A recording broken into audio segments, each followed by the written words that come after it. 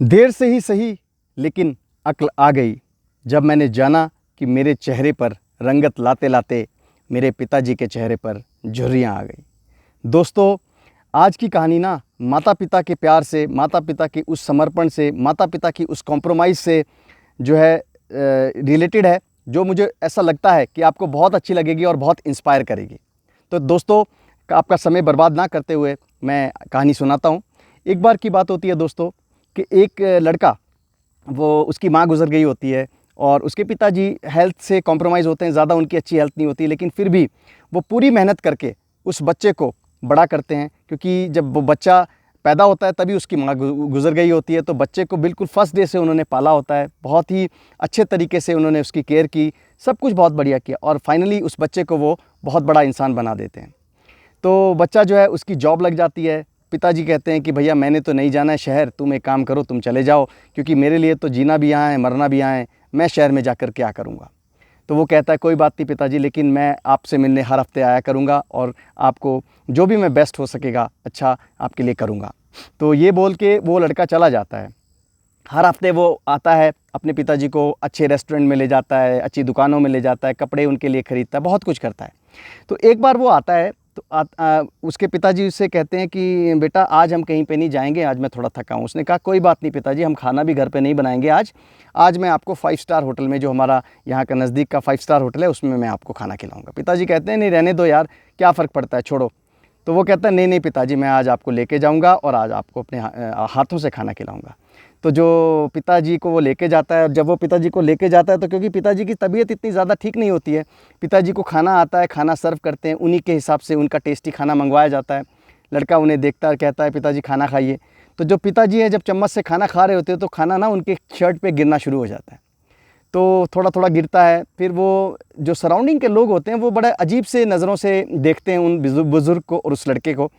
तो वो अपने पिताजी को कहता है कि पिताजी आप रहने दीजिए, मैं आपको अपने हाथों से खिलाता हूँ। तो लड़का जो है अपना खाना छोड़ देता है और अपने पिता को अपने हाथों से खाना खिलाना शुरू कर देता है। तो जब वो अपने पिताजी को पूरा खाना खिला लेता है, उसके बाद वो ऑर्डर करता है डेज़र्ट, आइसक्रीम वगैरह सब ऑर्डर करता है। फिर वो अपने हाथों से अपने पिताजी को आइसक्रीम खिलाता है। लेकिन इस प्रोसेस में, खाना खाने की प्रोसेस में ना, उसके पिताजी की शर्ट काफ़ी गंदी हो गई होती है। तो अब वो क्या करता है कि अपने पिताजी को लेके जाता है वॉशरूम में होटल के, वहाँ पे जाके अपने रुमाल से पूरे प्रॉपर तरीके से उनकी शर्ट को ठीक करता है, साफ़ सुथरा करता है, उनके बालों को साफ़ करता है, थोड़ा सा कंघी वंगी करता है, उन्हें वैसा ही बना देता है जैसा वो लेके आया था होटल के अंदर। तो जब वो बाहर निकलता है, उसका बिल पे करता है, तो जो वहाँ का होटल का, जो 5 स्टार होटल का मालिक होता है ना, वो ये सब चीज़ें देख रहा होता है। तो जैसे ही वो लड़का अपने पिताजी को लेकर दरवाजे से बाहर निकलता है, तो वो इंसान जो होटल का मालिक होता है वो उसके पास आता है और बोलता है कि बेटा 2 मिनट रुको, तुमने यहाँ पे ना कोई चीज़ छोड़ दी है। तो लड़का बड़ा अजीब सा अपनी मोबाइल चेक करता है, वो पर्स चेक करता है, सब कुछ चेक करता है। तो बोलता है नहीं, मैं तो कुछ लेके नहीं आया था, मैंने क्या छोड़ा, मैं तो सब कुछ साथ लेके जा रहा हूँ। तो जानते हैं वो मालिक होटल का क्या कहने लगा? उसने कहा कि बेटा तुमने ना यहाँ पे 2 चीज़ें छोड़ दी। पहला कि तुमने यंग जनरेशन के लिए ना एक सीख छोड़ दी कि इस तरह के भी बच्चे होते हैं। यंग जनरेशन के लिए ऐसी सीख छोड़ दी कि माँ बाप जो है ना, जीवन में आपको अपना हेल्थ कॉम्प्रोमाइज़ करके, अपनी इच्छाओं को कॉम्प्रोमाइज़ करके आपको पालते हैं। और दूसरी, आपने हमारे जैसे बुज़ुर्गों के लिए एक उम्मीद छोड़ दी कि ऐसे बच्चे हों तो फिर आपको अपने बुढ़ापे में घबराना नहीं है।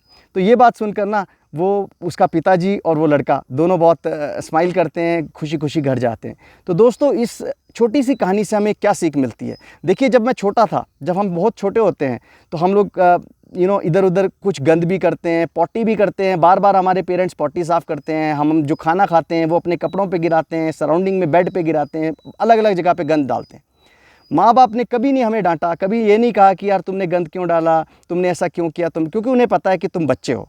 दोस्तों, बुढ़ापा किसी बचपन से कम नहीं होता है। जब हमारे माँ बाप बूढ़े हो जाते हैं ना, तो वो बुढ़ापा एक बचपन जैसा ही होता है। फिर हमारा फ़र्ज़ बनता है कि हम उन्हें बच्चों के जैसे ट्रीट करें। जैसे हम अपने बच्चों को डायपर बदलते हैं, जैसे हम बच्चों को खाना खिलाते हैं, जैसे हम अपने बच्चों को नहलाते हैं, वैसे ही कई बार हमारे माँ बाप की सिचुएशन हो जाती है किसी बीमारी की वजह से या किसी भी वजह से।